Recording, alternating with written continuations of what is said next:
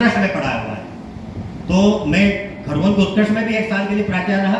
तो सर ने जो कहा कि जैसे अभी उस समय मतलब सबसे पहले हमारे राजेश जी ने कहा कि अर्जुन तो सब है, हनुमान जी कौन बनेंगे। तो मैं तो लड़कियों की शाला में था, लड़कियों को भी यही कहता था कि तुमको लोग राय देंगे कि सीता बनो मतलब राम जी बनने के उसके पीछे पीछे चलो।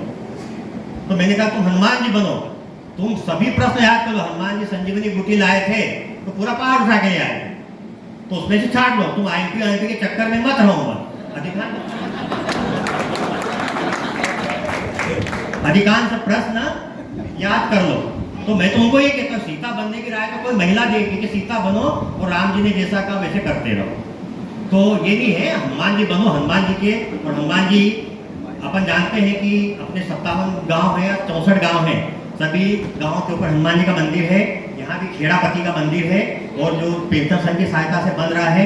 और हनुमान जी जो है वो सभी देवों में श्रेष्ठ है। एक बार की बात है कि एक हमारे पेंशनर साथी, बहुत समय पहले की बात है, सन 65-70 की बात है, मैं तो छोटा था उस समय की बात है। उस समय डोंगरे महाराज की कथा खूब चलती थी।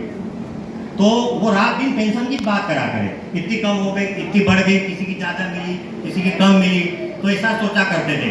उनकी पत्नी उनसे खिंचवा गई और वो चली गई गुजरात कथा सुनने। उस समय कोई मोबाइल तो थे नहीं। अब वो व्यक्ति तो ये हो गया कि अरे इस उम्र में पत्नी चली गई, कहाँ गई, कोई मोबाइल थे नहीं, पुलिस का भी साथ दिया, कहीं हुआ नहीं। फिर ऐसे कुछ अच्छे लोगों ने कहा कि तो तू प्रभु के शरण में जा। तो राम जी के शरण में गई। तो राम जी मुस्कुराए कि भले आदमी, मेरी पत्नी का हरण लंका का राजा करके ले गया था, तो मैं पता नहीं लगा पाया, तो तेरी पत्नी का पता मैं कहाँ से लगाऊंगा।